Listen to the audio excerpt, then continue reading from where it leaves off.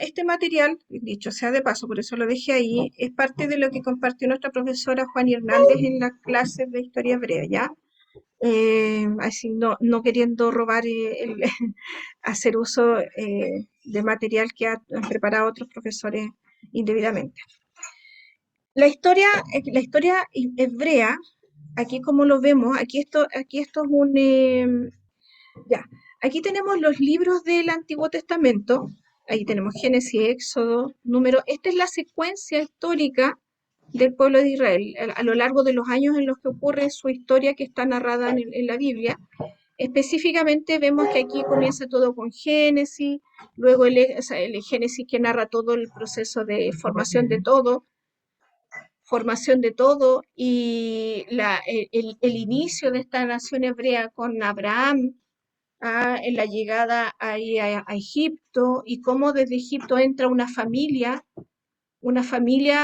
con sus sirvientes, una cantidad aproximada de 70 personas, pero que básicamente es una gran familia y que sale de ahí después, luego, ahí en el libro de Números, Deuteronomio, termina saliendo de Egipto como una gran nación, de 2 millones de personas aproximadamente se dice.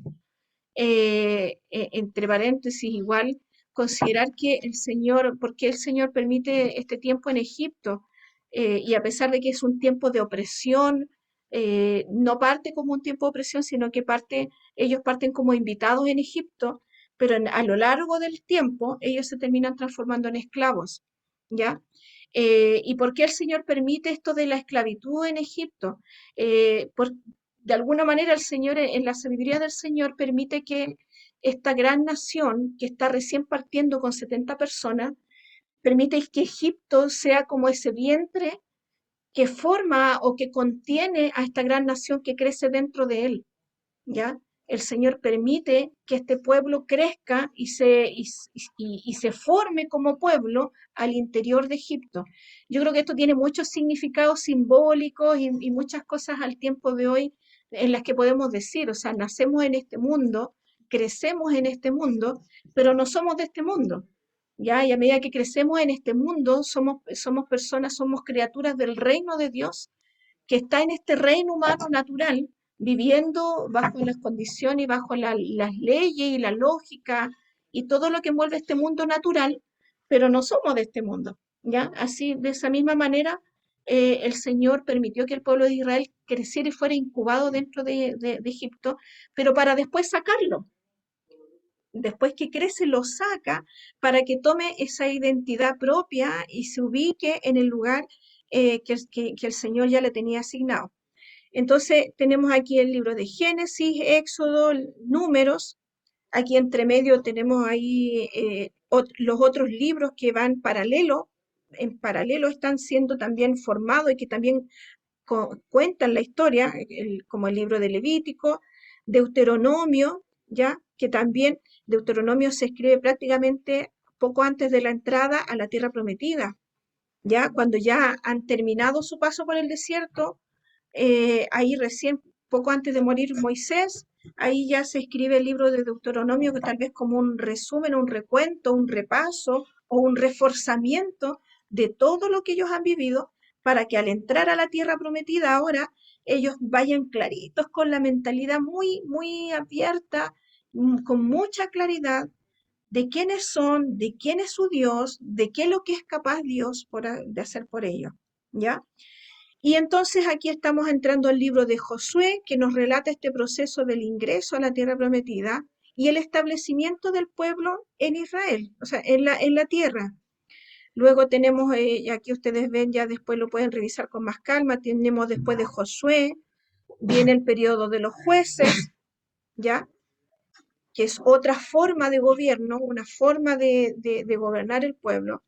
Luego, con Samuel, primera y segunda de Samuel y todo lo que es los reyes, o sea, el libro de primera y segunda de Reyes, primera y segunda de Crónica, tenemos el proceso o el periodo de monarquía, donde se establece un gobierno unitario, ya un solo gobierno para todo Israel, y después nos cuenta la lamentable circunstancia en la que finalmente el pueblo se divide en dos reinos, ¿ya? Eso es lo que tenemos relatado entre Reyes y Crónicas. Luego tenemos un periodo aquí en blanco de 70 años en que el pueblo se encuentra en Babilonia, deportado, sacado de su tierra, y luego tenemos los libros de Esdras y Nehemías, que son los que nos cuentan de este retorno y de la reconstrucción de la nación, ¿ya? Esto es la historia hebrea, a grandes rasgos. Aquí tenemos, si ustedes miran más abajito, ahí, aquí tenemos otros libros asociados, el libro de Ruth en el periodo de los jueces, ¿ya? El libro de Ruth está dentro del contexto del libro de los jueces. El libro de los Salmos, en todo lo que corresponde al periodo del rey David mayormente, aquí entre primera, segunda de Samuel mayormente. Tenemos los proverbios, los cantares y el Eclesiastés, por la mayoría por Salomón en el tiempo de la monarquía de los reyes. Y acá abajito tenemos los profetas, más o menos dentro del tiempo que les corresponde profetizar. Antes de la deportación, antes de este tiempo que están en Babilonia, aquí tenemos varios profetas.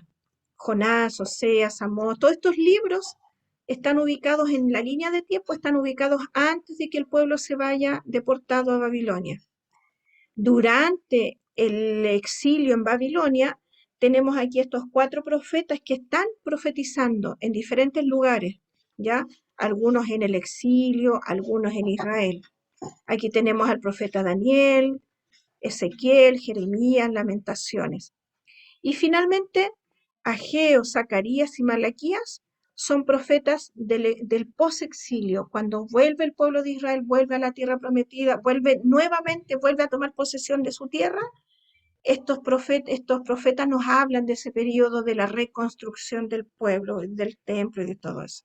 Esto como una mirada general, yo sé que así de buena primera usted tal vez no va a aprenderse todo de memoria, ya, pero la idea de estas láminas justamente es para que cuando las miremos podamos interpretar y recordar qué cosa, cómo es el proceso de la historia. Ya no es la finalidad que lo aprenda de memoria ni nada, sino que vaya asimilando cosas. Por eso cada cierto tiempo nosotros volvemos y consultamos estas láminas, esta u otra, volvemos nuevamente a las láminas y volvemos a repasar y a recordar cosas que son importantes.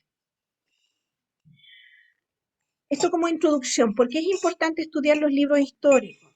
Uno diría, bueno, con los evangelios y las cartas apostólicas, con eso ya es suficiente, porque ahí está el evangelio puro, el evangelio entregado por Cristo, y algunos pensarían, ¿para qué nos sirve? ¿Para qué gastamos tiempo? Mejor sigamos en las cartas, o mejor sigamos en los otros evangelios.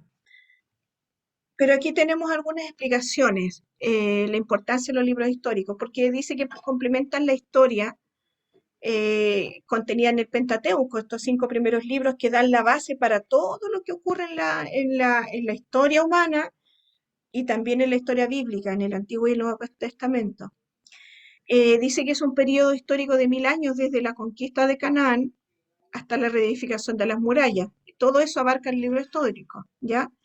Hace comprensible algunos salmos y, y los libros proféticos. Si no conocemos la historia bíblica, todos estos libros que nos relatan la historia, nos va a ser muy difícil comprender lo que son las profecías, los libros proféticos y aún los libros poéticos, como por ejemplo Lamentaciones. ¿Cómo entendemos el libro de Lamentaciones? Si no sabemos en qué contexto se encuentra, no sabemos qué es lo que está pasando, cuál ha sido el proceso que el pueblo está viviendo. Entonces, ¿es importante conocer la historia? Sí, es importante. Eh, También, grandes verdades y todas las verdades del Nuevo Testamento están a la luz del Antiguo Testamento. Todo parte en el Antiguo Testamento y desde ahí todo lo que está en el Nuevo uno siempre tiene que volver atrás para ver cuándo comenzó la situación, cuándo comenzó la ley, cuándo comenzó, en qué contexto se dijo tal frase, porque hay varios escritores que recuerdan frases en el Nuevo Testamento, por ejemplo, citan mucho el Antiguo Testamento. Entonces, el Nuevo Testamento se entiende a la luz del antiguo. Dice que enseña grandes lecciones morales y espirituales que se refuerzan en el Nuevo Testamento. Se manifiesta el carácter de Dios en su trato con el pueblo, a través de los encuentros que el Señor va teniendo con sus escogidos, con los santos, con los profetas, con los reyes. Se ve ahí a Dios actuando personalmente, pero también a nivel de pueblo.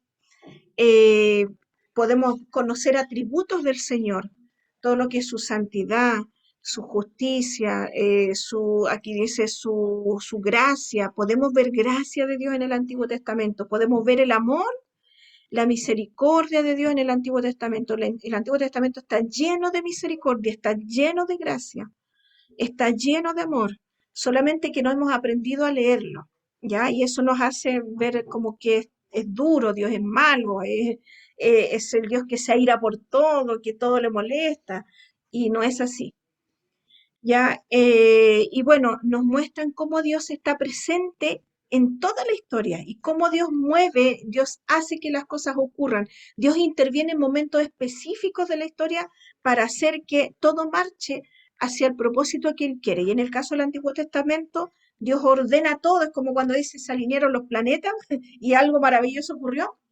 Asimismo, el Señor alinea los acontecimientos y va encauzando la historia de su pueblo hasta la llegada del Mesías. El gran acontecimiento que el Señor va encauzando y va a lo largo de siglos, el Señor va ordenando todo para hasta la llegada del Mesías. Y obviamente de ahí para adelante que se cumpla todo lo que está por venir. ¿Ya? Entonces, vemos al Dios de la historia, el Dios que está presente en la historia humana y que interviene en la historia humana y que gracias a Él la historia humana avanza. ¿Ya? Él es el gran, ¿cómo se dice? El que interviene en todo, el que hace que el pueblo salga de Egipto, salga de esa pasividad. Él es el que marca los tiempos para la salida, Él es el que determina cómo llegan a Canaán, Él es el que levanta reyes, el que quita reyes, Él es el que levanta profetas, el que mueve las naciones extranjeras alrededor de Israel, ya sea para bendecirla o para enjuiciarla. O sea, los libros históricos nos muestran a Dios actuando a todo nivel, ¿ya? Eh, en la historia vemos al pueblo del pacto y podemos aprender de este Dios fiel que pactó con Israel, que se comprometió con Israel y que fue fiel a sus promesas. Y podemos extraer de ahí también para nosotros este nuevo pacto que nosotros vivimos, que Dios se compromete con nosotros, interviene en nuestra vida y nos lleva hasta el final. Y hasta el final está con nosotros. El Señor hasta el final ha estado con Israel. De la misma manera nosotros podemos entender que la fidelidad de Dios nos lleva hasta el final, va a estar con nosotros. Ya. Eh, Hay una expresión muy bonita, alguien resume su vida en la vida, en la compañía de Dios, diciendo, extrayendo de dos versos de la Biblia, dice, contigo desde la niñez y contigo hasta las canas, como resumiendo esa incondicionalidad de Dios con nosotros. Fíjese que de todos los pueblos que tenemos acá, prácticamente, o sea, de todos los pueblos que se ven en el Antiguo Testamento, prácticamente todos han desaparecido, prácticamente todos han desaparecido a lo largo del tiempo y el pueblo de Israel ha sido el que ha prevalecido a pesar de que ha estado a punto de ser brutalmente exterminado.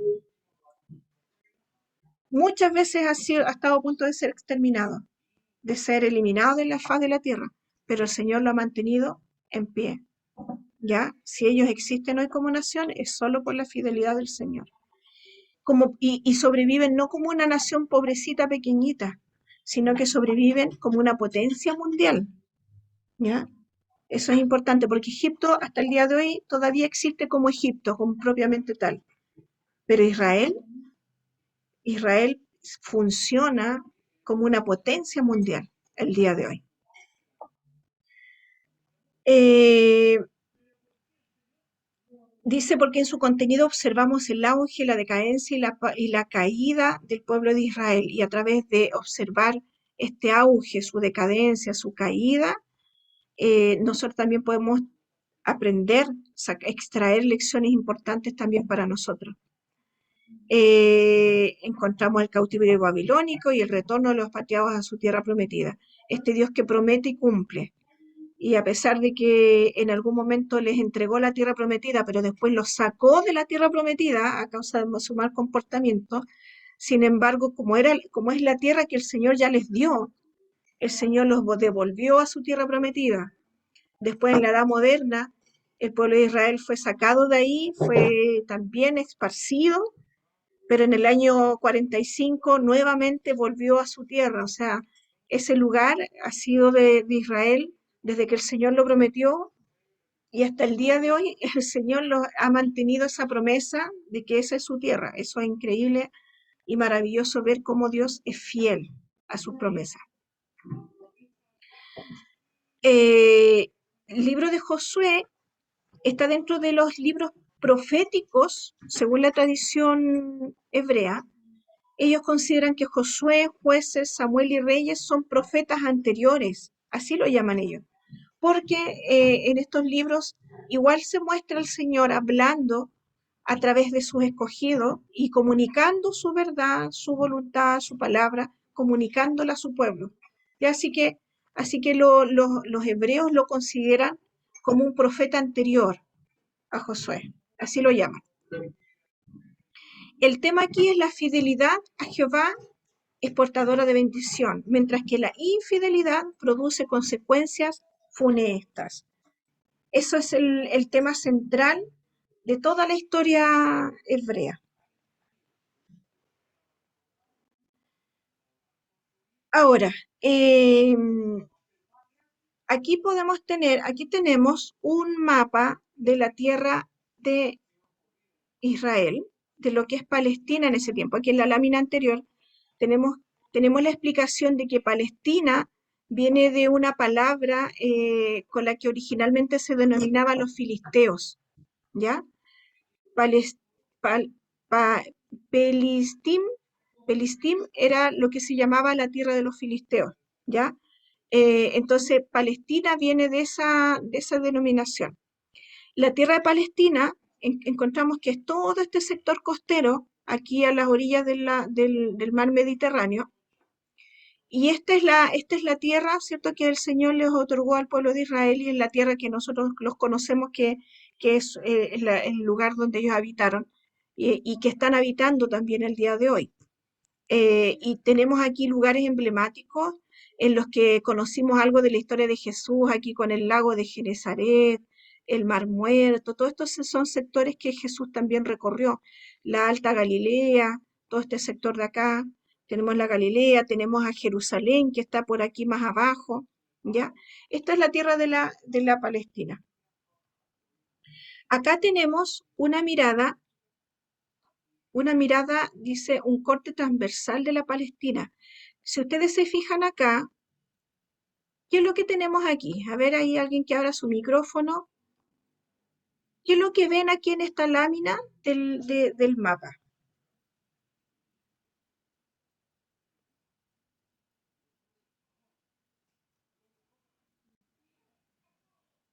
¿Alguien?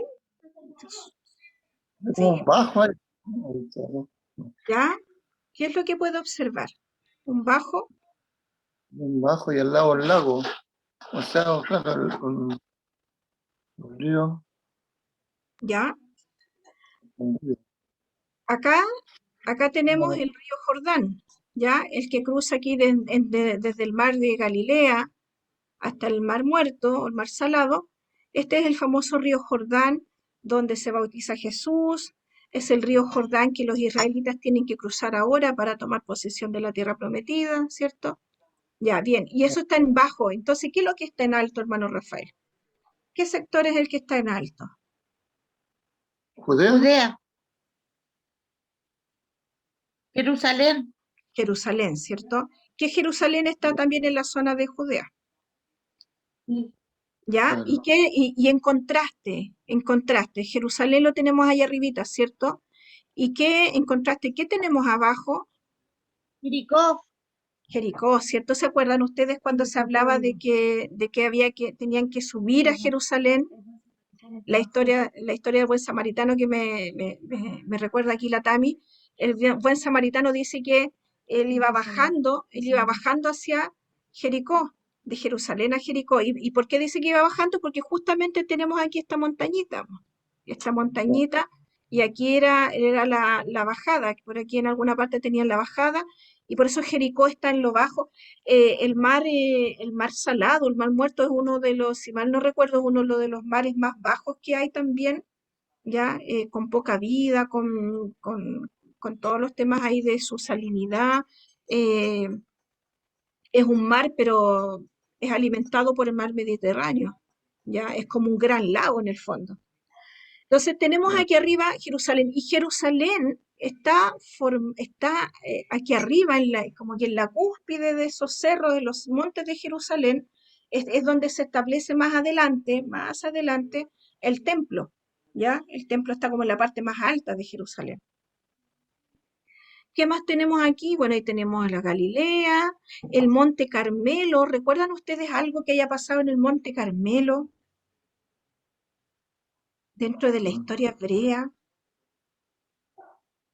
Me suena. ¿En qué momento se menciona el Monte Carmelo? Entonces aparecieron, o sea, ¿cómo se llama? Se le aparecieron dos personajes, o sea, a Jesús, ¿o no?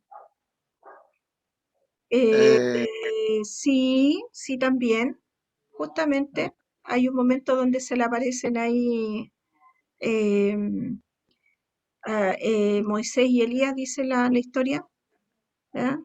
Pero algo pasó mucho antes de Jesús. En el Monte Carmelo era el lugar donde Elías se enfrenta con los 400 profetas de Baal. puede ¿Ah? ser, ¿o no? En el tiempo pasadito de los jueces, en el tiempo de Samuel, Primera de Reyes, Primera, Segunda de Reyes, por ahí, por esos días, por esos tiempos, Elías se encuentra y hace el desafío aquí a los 400 profetas de Baal, donde desciende fuego del cielo y consume el altar del holocausto. Esto ocurre aquí a las orillas del mar Mediterráneo, en el Monte Carmelo, en todo lo que es esta zona de aquí que yo le estoy, no sé si usted alcanza a ver la flechita, pero todo este sector de aquí costero es donde está establecida los filisteos, ¿ya? Estaban establecidos en todo este sector. Y como existía la costumbre, ¿por qué se establece también Jerusalén ahí, aquí en este sector alto, en esta parte de la montaña? Porque la gente de ese entonces tenía la costumbre y la visión de que a las deidades, a los dioses, se les iba a adorar en las alturas, ¿ya? En las alturas se iba a adorar a los dioses, entonces a los dioses y a los ídolos normalmente se colocaban en lugares altos. Por eso el Monte Carmelo era un centro de adoración pagana importantísimo para ese tiempo. Y por eso también dentro de la cultura, por eso también se establece en el monte de Jerusalén, se establece el templo y el lugar de adoración al Señor, ¿ya? ¿Qué más decir de esta imagen? Bueno, hay sectores que son bien, bien desérticos y hay lugares que son como más verdes. Todo lo que está alrededor aquí del río son lugares más fértiles, más verdes, todo lo que está aquí alrededor, y todo lo que está ya más en las alturas, más hacia estos lados de aquí atrás, son más desérticos, ya son menos verdosos. Vamos a ver otra imagen acá. Lo que estábamos viendo Ya. recién era este sector de acá, ¿cierto? Este sector de aquí estábamos viendo de recién. Ahí está el mar y aquí están las montañas más altas donde se está estableciendo ahí Jerusalén. Esto que usted ve aquí con línea roja, no sé si lo alcanzan a ver, una línea punteada roja. Estos son caminos, son las rutas comerciales de esos entonces. Aquí tiene otro camino, ¿ya? Este de aquí, del costadito de la orilla del mar, se llamaba Camino del Mar, ¿ya? O en algunos casos era como el Camino del Faraón, porque este caminito de aquí de la orilla llegaba a Egipto. Esa era la ruta del rey, la ruta del faraón, la ruta oficial, y fíjese que atravesaba todo lo que iba a ser el territorio de Israel, y aquí cruzaba para el otro sector de la Mesopotamia, un poco más arriba. Aquí tiene otra ruta comercial, ¿ya? Esta sí que cruzaba mucho más al centro y está pasando por el pleno sector de aquí de Judea, de Samaria, acá llegando más para el lado de la Galilea. O sea, rutas comerciales importantísimas que estos estaban desde, no sé, desde el 4000 antes de Cristo, antiquísimas, son rutas comerciales muy antiguas. Y aquí Bueno, tenemos la, ¿sí, Mano Rafael? está en altura y pues, bueno, Claro, porque esto está más en altura, exacto, esto está más en altura. Y aquí tenemos la otra ruta que cruzaba por este otro, hacia el otro lado del Jordán, ya por todo lo que es Edom, Moab, y esta otra ruta también lleva hacia allá, hacia arriba. ¿Por qué digo esto? Porque igual es interesante, déjeme buscar un mapa, no, no tengo otro mapa. Es interesante, aquí hay otra imagen más, las zonas montañosas, ¿ya? El valle de los Filisteos, el mar, Galilea. No tengo la imagen grande. Aquí. Aquí tenemos a Egipto, todo este sector de acá, ¿ya? Desierto, desierto, desierto. Y acá tenemos a Israel, en este pequeño sector, en una franja muy angostita, pero por donde pasan dos rutas importantes de comercio, ¿ya? La pregunta es, ¿todo este sector estaba habitado? Todo este sector, por acá hay una de las láminas, no. Miren aquí esta lámina. Y si pueden, ahí menciónenme qué pueblos se encuentran aquí habitando la tierra de Canaán. A ver los qué, mismos, ¿ya? los ¿Qué le, pereceos, ah, los sí, Amorreo, los Jebuseo, cananeos de nuevo, Eteo, ajá, jebuseos, eteos, sí, amoneos, amorreos, Gergeseo, efeseos, Ebeo, Canaan, arriba los fenicios, perezoso, perezoso, pereceos. sí, ¿ya? Cananeo, dice, Pereceos, Claro, Heveos, amorreos. ¿Cuántos son? A ver, 1, 2, 3, 4, 5, 6, 8, 9, Jebuseo, 10, Amorreo, 12, 13, 14, Eteos, 15. Por lo menos 15, 14 pueblos, porque hay algunos que como que se repiten, como que están más repartidos en diferentes lugares. Ya habían por lo menos 14 pueblos viviendo en ese sector. Y el Señor los Es- manda a que vayan y conquisten ese sector. ¿No hubiera sido más fácil que el Señor les hubiera dado un lugar que hubiera estado solito, sin gente, que hubiera estado más alejado de todo el bullicio, de todo el... ¿Por qué el Señor los manda ahí? ¿Qué piensan ustedes? Porque esa tierra ya había sido prometida. Ah, perfecto. ¿Y cómo, dónde fue prometida? ¿A quién? ¿Cómo? ¿Por qué? Abraham, Exacto, Abraham. Ya, ¿y recuerdan más o menos dónde ocurre eso? ¿Dónde se encuentra eso? ¿Dónde? no, no Sí, me recuerdo. No ya. fue cuando No me recuerdo, pastora. El libro, a ver, si pensamos en Abraham, ¿en qué libro de la Biblia se menciona Abraham? ¿La historia de Abraham? En Éxodo, ya no existaba. En Génesis, ¿cierto? En el libro de sí. Génesis, ¿ya? Si vamos al capítulo 12, cuando el Señor llama a Abraham, ahí es donde el Señor le establece la promesa. Cuando lo llama, dice, Dios llama a Abraham. Versículo 1 y 2 ya los conocemos de sobra. Versículo 1 y 2 del capítulo 12, cuando dice que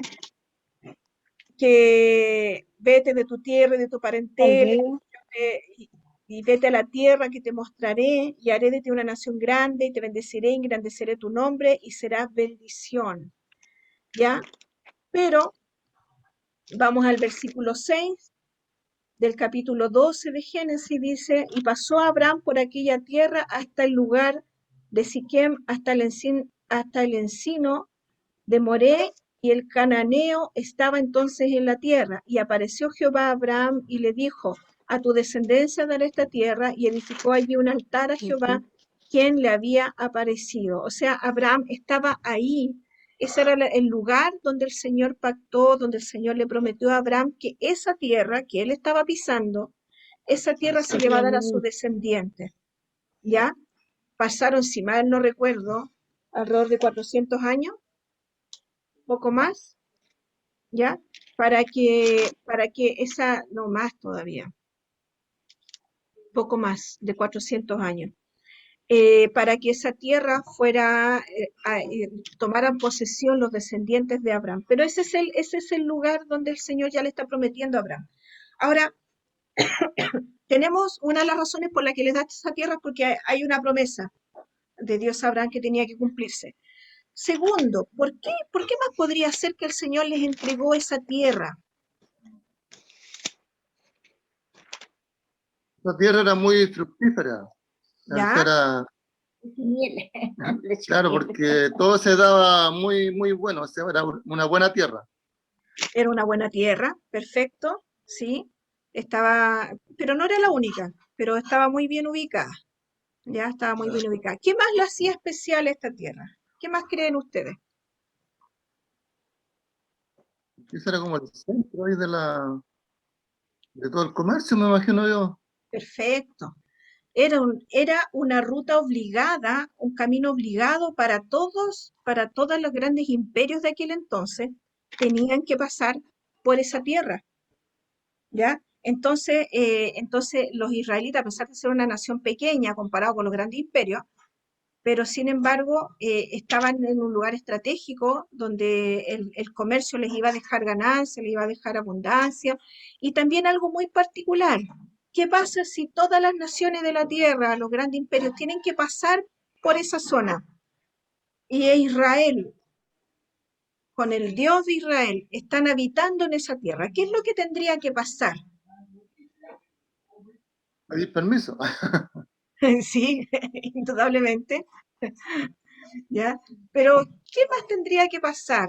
Pensemos en la promesa que el Señor le hace a Abraham, que le dice que en ti serán benditas todas las naciones de la tierra. ¿Cómo va a ser posible eso si ellos como nación están ahí en un rincón, apartados, donde nadie los moleste, donde nadie los vea? ¿Cómo van a ser bendición?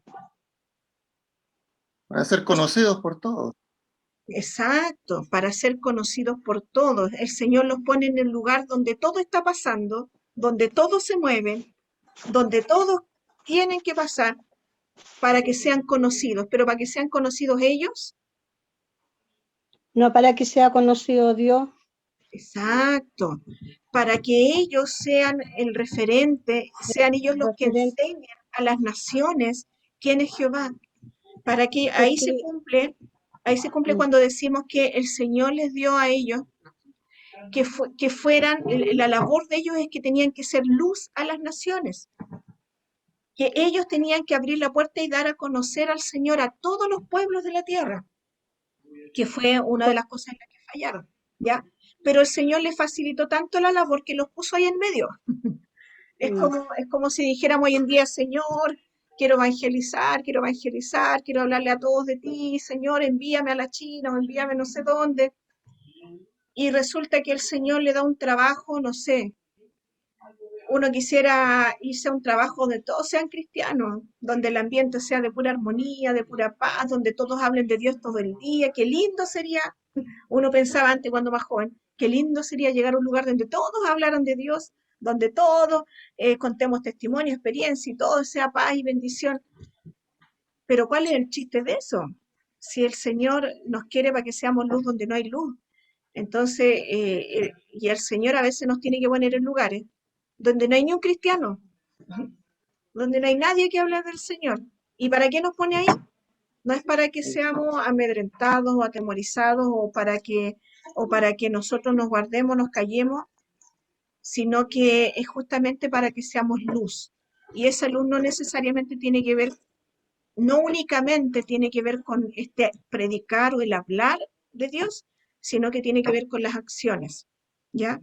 En gran parte tiene que ver con las acciones, con nuestra forma de vida. Por eso el Señor les instruye, antes de entrar a la tierra prometida, les instruye, no hagan lo que hacen esos pueblos, no tomen los dioses de esos pueblos, no tomen mujeres de esos pueblos, no se contaminen, no hagan lo que hacen ellos.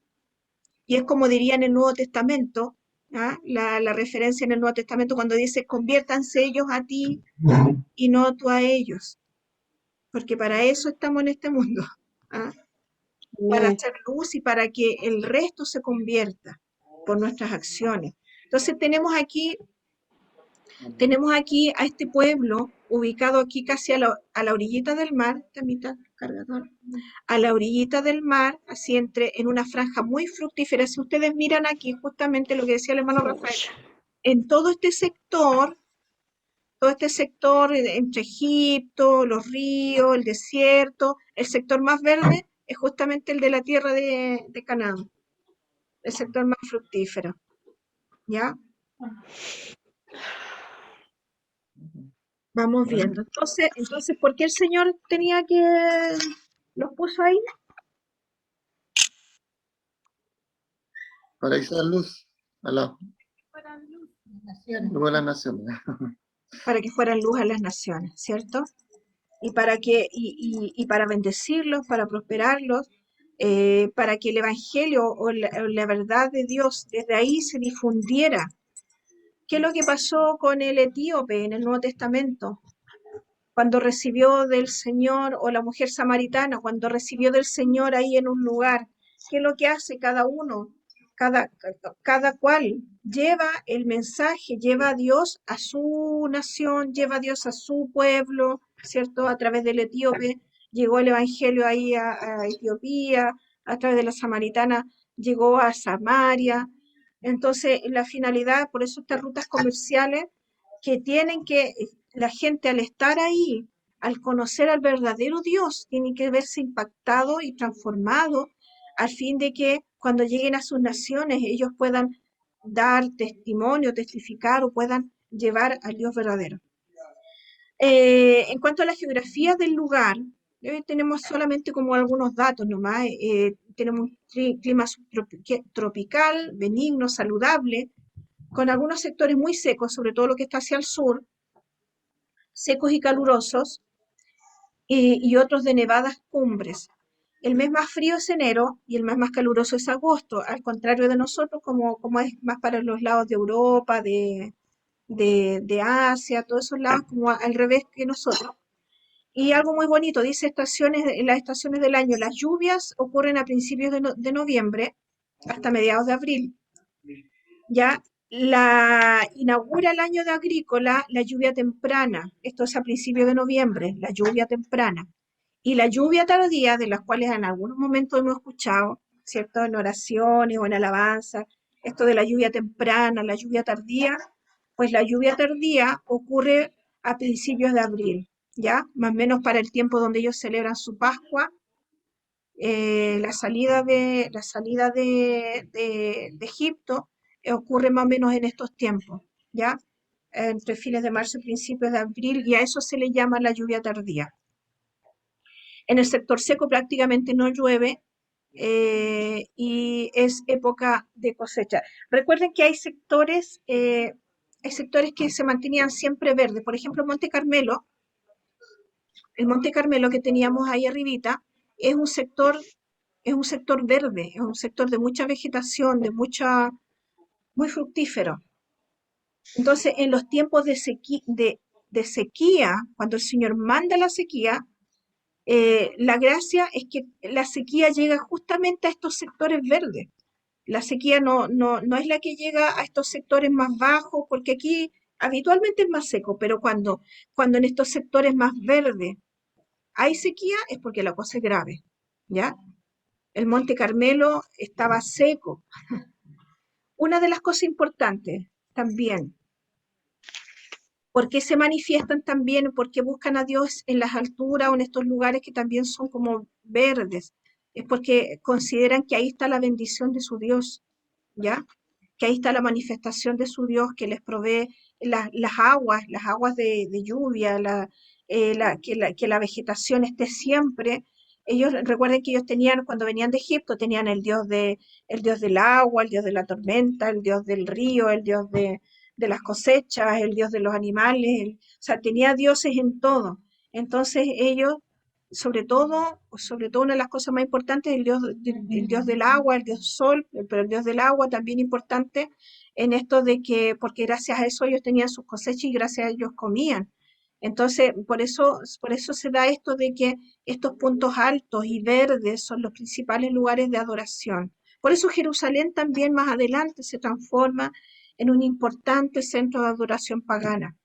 Cuando Israel es tomada por la idolatría, o sea, no es tomada, sino que se manifiesta la idolatría, porque tenga presente que Israel nunca fue monoteísta, nunca adoró a un solo Dios, nunca para ellos hubo un único Dios hasta que volvieron del cautiverio en Babilonia. Recién ahí ellos comprenden que hay un solo Dios. Antes para ellos había muchos dioses y ellos adoraron a muchos dioses, ¿ya? Entonces, por eso en algún momento después, más adelante, Jerusalén, monte, lugar alto, se transforma en un lugar importante de adoración pagana, ¿ya? Ahí tenemos hay más explicación, zonas montañosas, Monte de Efraín, los pequeños desiertos ahí al lado del Mar Muerto. Y bueno, vámonos entonces, ya estamos, ¿qué hora es? A 8:40. Ya, los últimos 10 minutitos. Teníamos entonces que aquí está lleno de pueblos enemigos, ¿ya? Importante, esto me lo dejé porque me pareció importante. Todas estas ciudades dice que eran pequeñas ciudades-estados que a menudo guerreaban entre sí por ganar un poco más de territorio. Recuerde que siempre va a haber estas peleas entre los pueblos, sobre todo en esos tiempos, por quién tiene el dominio del lugar más verdoso, del lugar de la tierra más fértil. Entonces los de por aquí abajo momentos van a estar siempre insistiendo por llegar hacia arriba y poder tomar posesión de estos lugares más verdes. Ya entonces siempre estaban como en pleito entre unos con otros.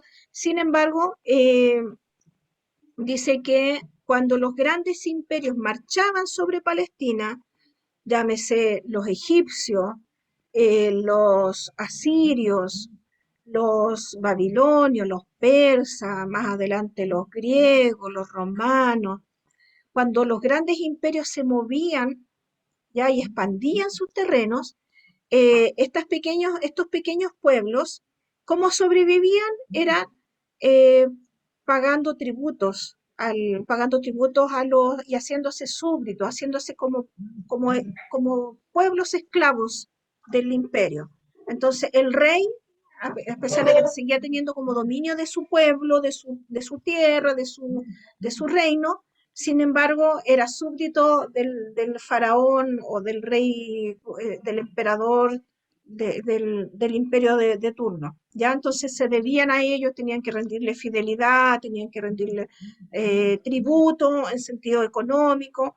Así que de esa manera ellos lograban mantenerse. Si no, si se resistían, entonces simplemente eran devastados, eran eliminados, muertos, o el emperador, el rey del imperio ponía a un rey propio que gobernara su ciudad. Entonces, no se hacían problemas. Si no pagaban, los eliminaban y tomaban igual el lugar. Así que lo que más les convenía era someterse.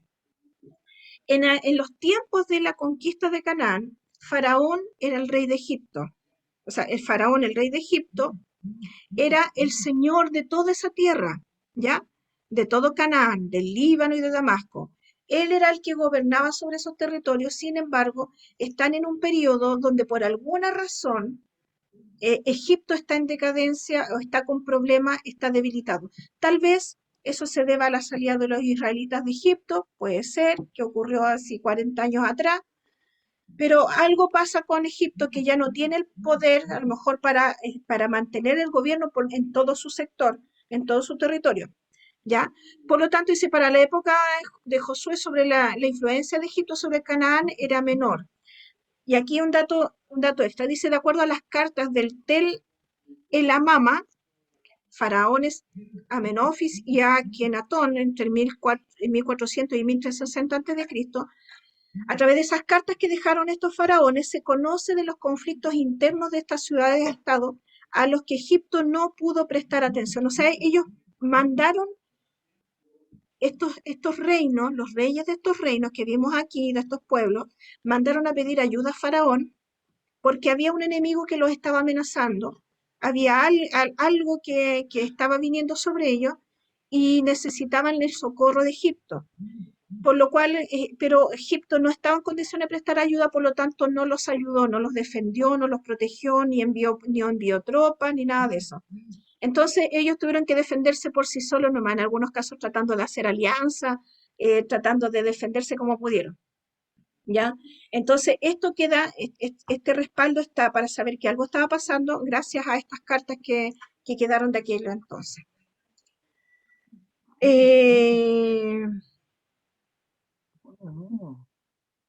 ¿Alguna pregunta hasta ahí?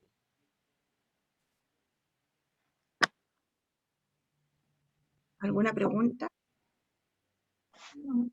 Todos esos pueblos tuvo que conquistar. Tuvo que conquistar Josué. Todos esos pueblos. Ahora, ¿cuál era la orden? La orden no era aniquilación. ¿Ya? Primero considerar que todo lo que es guerra está escrito en un lenguaje de guerra, está escrito con expresiones de guerra. ¿Ya? Entonces vamos a encontrar momentos en la historia de Josué donde parece que se exterminó a toda la gente. Pero eso de se exterminó a todos es una expresión de guerra, es un dialecto de guerra en donde se hace como exaltación de la victoria, diciendo, hoy no quedó nadie vivo. Pero no es que no quedara nadie vivo, sino que de esa manera se trata de reflejar la victoria que obtuvieron sobre el enemigo, ¿ya? Entonces, cuando lean Josué, no lo interpretemos de manera literal que mataron a todos. Otra cosa importante que salía ahí o sea, que no sale en la película, en el video que les envié, es que se entiende, y siempre nos han mostrado que esta tierra, las ciudades específicas que fueron destruidas, porque no sale narración específicamente de cada uno de los pueblos que fueron tomados, sino que salen ciudades específicas. Esas ciudades específicas eran, como se dice, ciudades-estado, eran como asentamientos militares. ¿Ya? Por eso es importante el alcance que hizo la Daniela, porque las mujeres que habían en el lugar, por ejemplo, hablando de Jericó, las mujeres que habían eran específicamente las que estaban al servicio del ejército, ¿ya?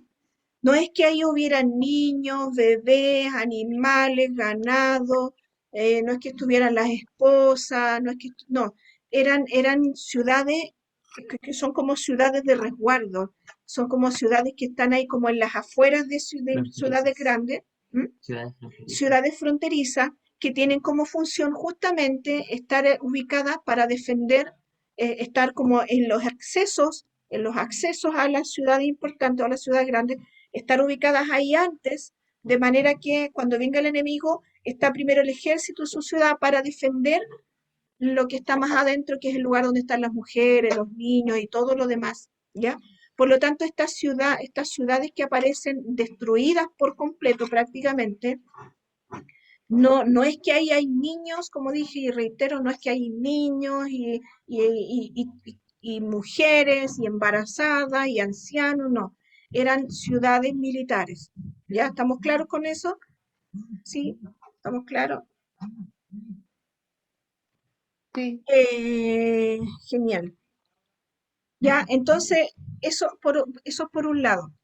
¿ya? Y importante, por ejemplo, en el caso de la derrota de Jericó, yo sé que el video siempre atribuye a Josué como el gran artífice de todo, y ven la posibilidad tal vez de un gran terremoto, en algún momento un gran terremoto que destruyó los muros, ¿ya? Porque obviamente tratan de buscar una respuesta humana a todo lo Ujú. que está narrando la Biblia. Pero, sin embargo, se me fue. Me pasa de repente.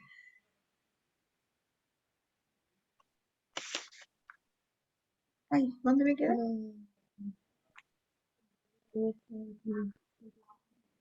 La guerra, o sea, el muro de Jericó se derrumbó. Ah, que se exalta Josué y esto del muro que se derrumba por el terremoto, pero finalmente ¿cuál es la instrucción del Señor? Y lo que va a pasar es que el Señor le está diciendo al pueblo que Él le va a entregar la tierra. Quien destruye Jericó no es el pueblo, no es el ejército, no es el ejército de Israel, sino que es el Señor quien derrumba, es el Señor quien destruye, ¿ya? Es el Señor que va dándole o entregándole. Ahora, la instrucción era despojar a los pueblos. ¿Qué es lo que implica despojar? No es aniquilar, no es asesinar a todos, sino que despojar es expulsar, es quitarles algo. ¿Ya? En este caso, a estos pueblos que estaban asentados ahí, era quitarles la tierra. La idea era que estos pueblos entregaran su tierra o que estos pueblos se fueran, ¿ya? No precisamente que ellos entraran matando a todos porque sí nomás, sino que la orden o lo que el Señor quería es que estos pueblos entregaran esos lugares. ¿Y qué es lo que ocurre? Que los pueblos también comienzan a ofrecer, a poner resistencia, y ahí es donde empiezan a ocurrir estas batallas. Ahora, recordar que la batalla y la guerra, así como la vemos en el libro de Josué, es parte de la cultura de la época, donde los pueblos así funcionaban. Y estaban todos también bajo las leyes, habían leyes de la guerra. eh, uno de los códigos más antiguos, de las leyes más antiguas que existen en todo ese sector, que es conocido hasta el día de hoy, es el código de Hammurabi. Y este código tenía leyes para vivir en sociedad y leyes para la guerra, leyes para todo, ¿ya? Entonces, muchas culturas, las culturas de aquel entonces se regían bajo los códigos de esta ley de Hammurabi. Por ejemplo, en el caso de Sara con Agar y esta esclava que es echada o que es sometida por su ama, lo que Sara está haciendo en todo lo que ella hace, que uno dice en el tiempo de hoy, ¿cómo hizo Sara esto? ¿Cómo Sara hace esto de echar a la mujer, a la esclava, de echar al hijo? ¿Cómo? Uno no lo haría en este tiempo, no sé, uno piensa. Sin embargo, lo que Sara está haciendo es haciendo uso de las leyes de Mesopotamia, las leyes de la tierra en ese entonces, ¿ya? Entonces a nosotros nos sorprende, pero ella está actuando bajo la ley. Entonces, el pueblo de Israel, cuando entra a la tierra prometida, también está actuando dentro de la ley de guerra de aquellos entonces, que nosotros no lo entendemos, nosotros queremos que haya amor y paz, ¿ya? Nosotros queremos que se hubieran hecho las cosas de otra manera, pero ellos están actuando dentro de la cultura de su tiempo y dentro de los contextos de su tiempo. Por otro lado, recordar que ellos también están como nación, están recién conociendo, llevan 40 años de historia con su Dios, pero ellos están recién aprendiendo a vivir y a depender de Jehová su Dios. Esto es algo en general nuevo para ellos, no es rápido el proceso, porque ellos estuvieron 400 años en Egipto, 400 años de absorber cultura egipcia, de absorber todo de los egipcios. Por lo tanto, no es un proceso fácil esto de hacer que ellos se despojen de todo lo que traen culturalmente. No es fácil, ¿ya? Y es algo que va a durar un proceso largo de tiempo en que Dios va a ir de a poco sacándole las cosas, sacándole y sacándole las cosas que ellos traen de los egipcios.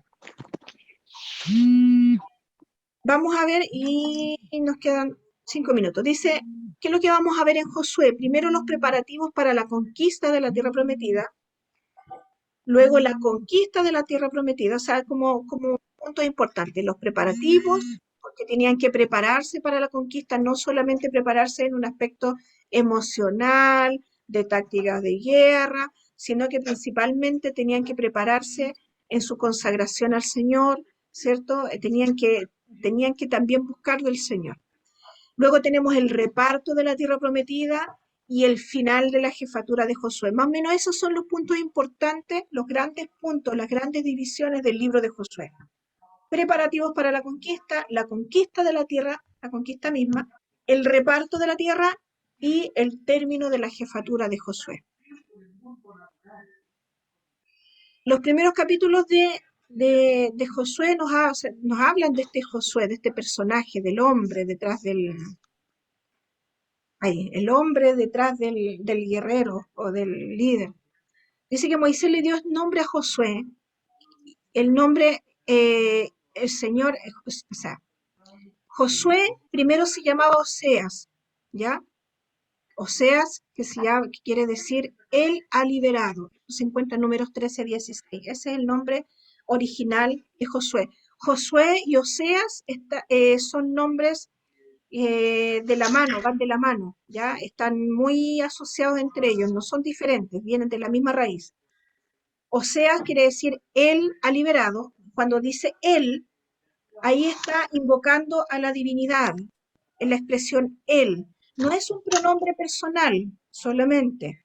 Para nosotros es como un pronombre personal, pero para ellos ese pronombre personal es pronombre personal de su divinidad, ¿ya? Entonces, Él, o sea, el Señor ha liberado. Eso quiere decir Oseas.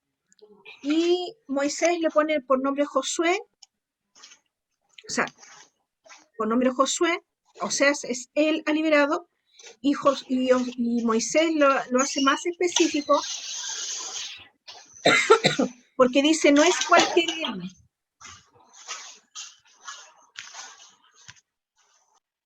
Está diciendo, no es cualquier Él, no es cualquier divinidad, porque en aquellos entonces las personas tomaban nombres de sus divinidades, ¿ya? Jezreel, Samuel, muchos nombres tienen atribuido una indicación hacia su divinidad, que podía ser Jehová, como podía ser cualquier otro, en este caso Baal. Hay varios nombres que están asociados a Baal, por ejemplo.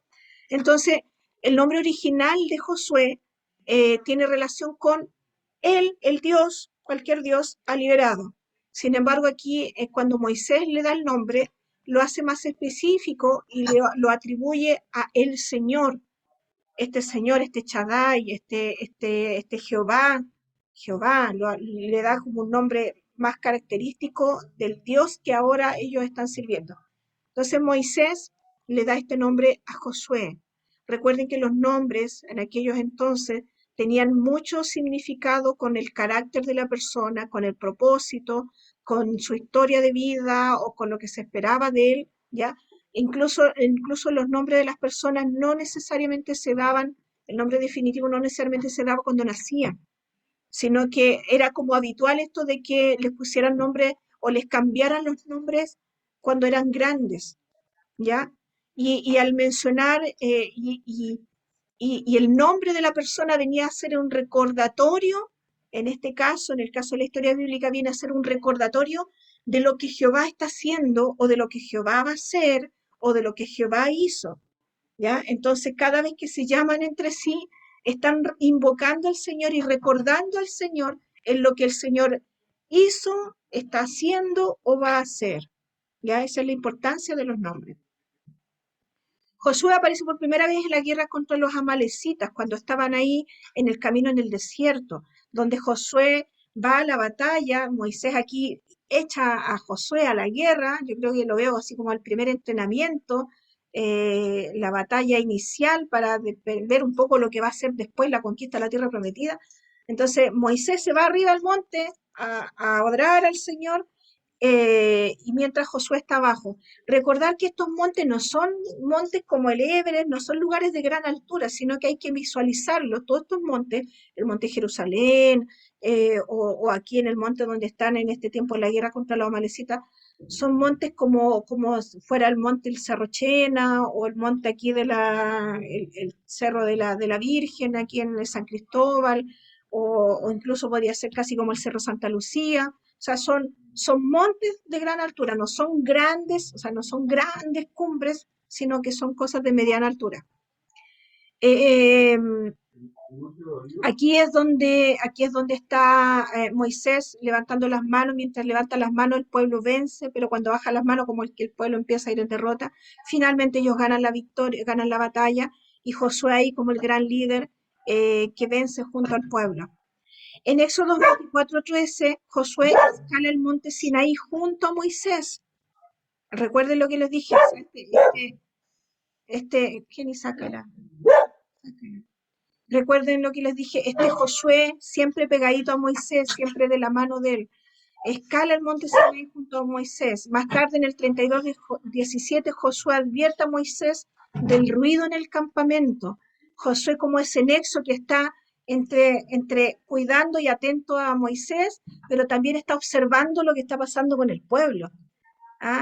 Importante aquí este apoyo, esta ayuda de Josué. Ojalá tenga muerto Josué en la iglesia, ¿no?